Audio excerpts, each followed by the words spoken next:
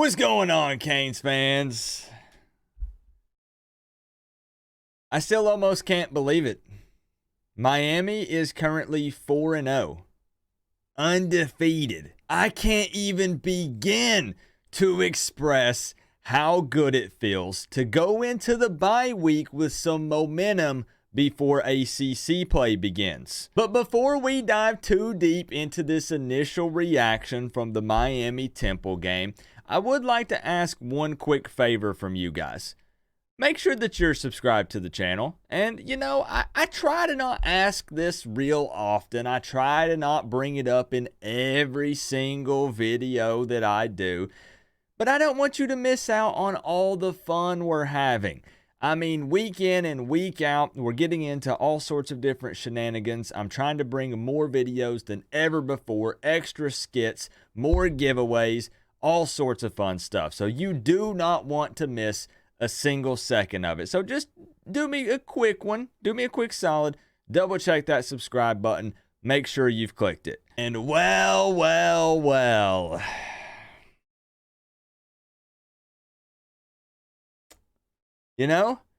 Pretty happy with this one. Final score for the game ended up being 41-7. I predicted 41-10, off by 3 points on Temple's side. But I'm just happy that we got the win.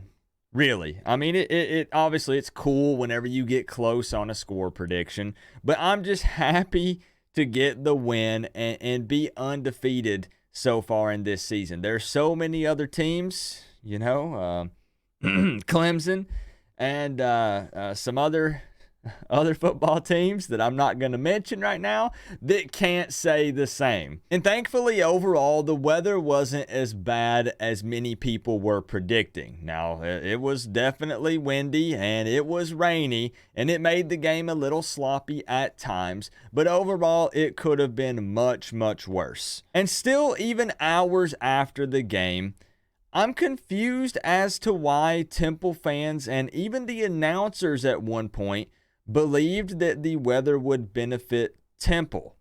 I really just do not understand that. And now when we go and look at the stats from the game, Temple rushed for a total of 11 yards. 11. I understand that we're only a couple of weeks into the season, but with what we've seen out of Miami's O-line so far, I take them in a trenches battle against Temple all day, every single time. Miami definitely forced Temple to be one-dimensional in this game. And if there's one thing that you must be able to do in the wind and rain, it's run the ball. And Miami did just that. 323 yards rushing, with Parrish averaging 8.7 yards per carry and Chaney right behind that at 6.8 yards per carry. And the O-line did a fantastic job protecting our quarterback, Tyler Van Dyke. 0 sacks in this game. Hallelujah. Yes. Hallelujah. And let's also not forget that the backups got snaps again this week. We continue to rack up valuable playing time with the young guys, and that could be very important late in the season because football is a physical, dangerous sport. And injuries do happen from time to time. And guys do need breaks. And it's just so important. I feel like some people are underestimating this. And I'm so happy that they got some reps today. And even though we ran the ball more than we passed, when Miami did pass, the passing game is very efficient. And I do think that efficient is probably the right word here. I wouldn't necessarily label our passing attack as explosive, at least not yet. Maybe we do see that at times this season, and there have been some flashes. But I think so far, 4 games in, I would label it as efficient. I think that's the right way to put it. And speaking on the Canes defense here for just a moment, they forced 3 turnovers, 3 sacks, and 6 tackles for loss. And get this, Temple went for it 3 times on 4th down. And you know what? They didn't convert a single one of them. Not a one. And to be fair, I don't usually nitpick on non-calls by the referees. And it's because my motto is don't put the game in the hands of the referees. But there were so many times. Go back and rewatch the game or just look at clips on Twitter or wherever else you look on social media. There was a lot of holding going down against our D-line. A lot. Like a whole lot. And even so, they still played pretty well and did their thing. But man, there was a lot of holding. But as we all know, it's not all good things. There are also some bad things, some negative stuff that we could talk about. And I won't nitpick too much because we're feeling good going into this bye week. I want to enjoy this win. But I would like to mention briefly just a few things. And the first thing is going to be Miami's pass defense overall. Gave up a lot of throws in this one. Temple receivers were open most of the game, and our secondary gave up at least 5 chunk yardage plays that I know of. And to be fair, they still held Temple to just 7 points, but we're just laying it all out there. And boy, we were all going crazy in the live stream whenever Corey Couch gave up that huge pass. But he did redeem himself a short time later with that interception. And I do wish that Miami could have moved the chains on that 4th down late in the game. But I'm still happy with Dawson going for it there, even though it didn't work out. The play call might have been a little questionable, but, you know, I'm a couch coach. He gets paid the big bucks. The thing is, I saw Miami fans upset over that because they wanted the points, right? You want to extend the lead, and I have the same mindset. I have prayed for an offensive coordinator with the mindset of Shannon Dawson, who says you get conservative, you get beat. Foot on the gas all game until the clock hits 0. However, I must say that I really like going for it on the 4th down there and not taking the points. And I realize going for it, I guess, would be foot on the gas, but you had an opportunity there to extend the lead. But basically guaranteed with Andy coming in with that type of field position, and he would have made it 44-7. Now, again, they were unsuccessful, and whether you want to point it at them or the play caller, whatever it may be, they weren't able to do it. And I think it was just a good way to kind of test that second team offense, because imagine a scenario where that 4th down is crucial. Imagine it being that we need a fresh set of downs right there to have an opportunity to end the game against a big-time opponent like a North Carolina or a Clemson. Again, it would be first-team offense in there. But like we said, the second-team offense and defense got some valuable reps today, so I like the call. That's all I'm trying to say. I like going for it there instead of kicking the field goal and taking the points. The game was already over. We were going to win it. Temple was not coming back no matter what. Overall, though, I'm just a happy Canes fan right now. I don't have too much to complain about. At this point, I don't even know how I'm going to do a Walking and Venting episode tomorrow, because usually it's some kind of negative, debatable, hot topic, and everything, any complaint that we would have is nitpicking. That's really all there is right now, and it's exciting. It's such a refreshing feeling. I've realized that I'm having to rewire my brain a little bit because I'm always expecting something negative at this point. We've been beaten down for years, and I don't really know how to react. I don't know how to express how I feel when Miami is playing well. Now, what we're going to do is jump over to ESPN and take a brief look at the stats here right quick.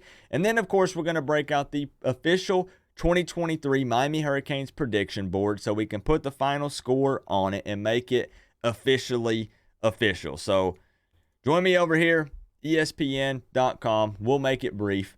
Miami's first downs in this game, 24. 5 of 11 on third downs. Again, if we want to nitpick a tad, I think against this caliber of opponent, that could and should be better. Total yards, 543 on the afternoon. 220 of that passing, 323 on the ground. Again, if we need to ground and pound, we can do it. We're not scared to.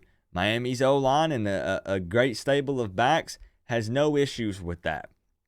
Penalties, 7-4-65. Would like to keep this 6 or under, maybe 5 or under if possible. 0 turnovers, but again, we already touched on it. 11 rushing yards for Temple. That's a huge win. Absolute huge win for Miami. Taking a look at the box score here, Tyler Van Dyke, again, efficient and accurate. 17 of 24 for 220 yards and 3 touchdown passes. I think that's around a 70% completion percentage. It's that or a little over. Between 70 to 75. Listen.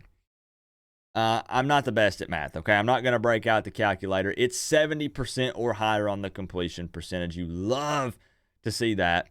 Henry Parrish leading the way on the ground, 139 yards, 16 carries. Chaney right behind him, and Chaney came out, you could say RB1, but again, you could kind of mix in any of these guys, Parrish, Chaney, Fletcher, some of these other up-and-coming guys. But Chaney did come out getting carries right out of the gate, 9 for 61. 2 of the touchdowns came from Parrish also.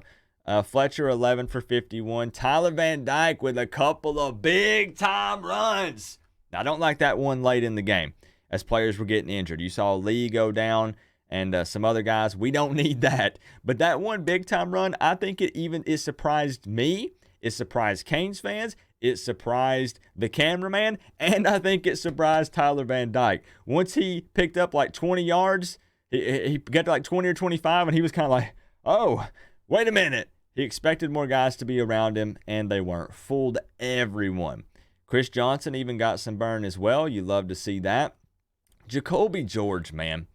5 receptions, 90 yards. The only way I know how to accurately describe Jacoby George when it comes to running his routes and him just, honestly, in the open field in general, it's smooth.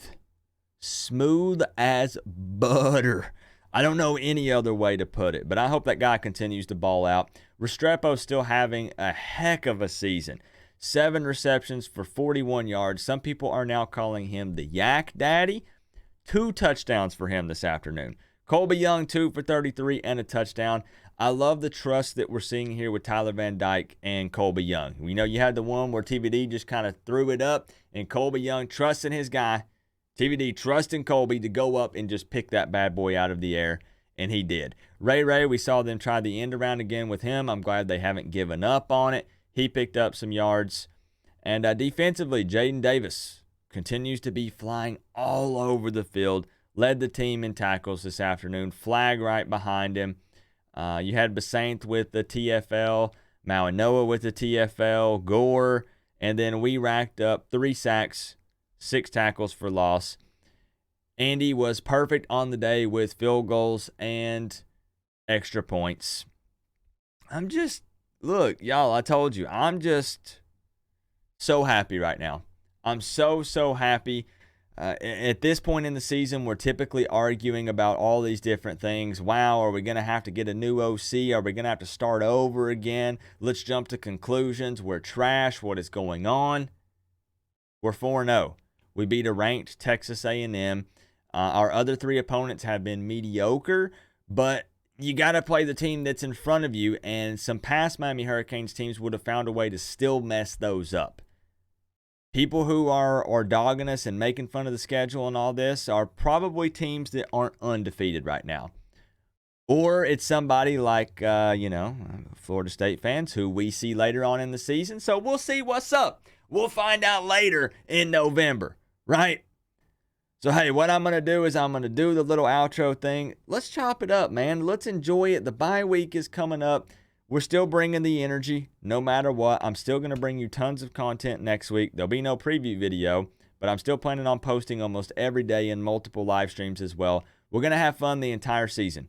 That's been my motto coming into it. I promised we were having fun on this channel no matter what happens in the season. I'm going to say this, then we break out the score prediction board. Remember though, guys, we're all one big happy college football family, but at the end of the day, I got to say, it's always better when you get to rep the U.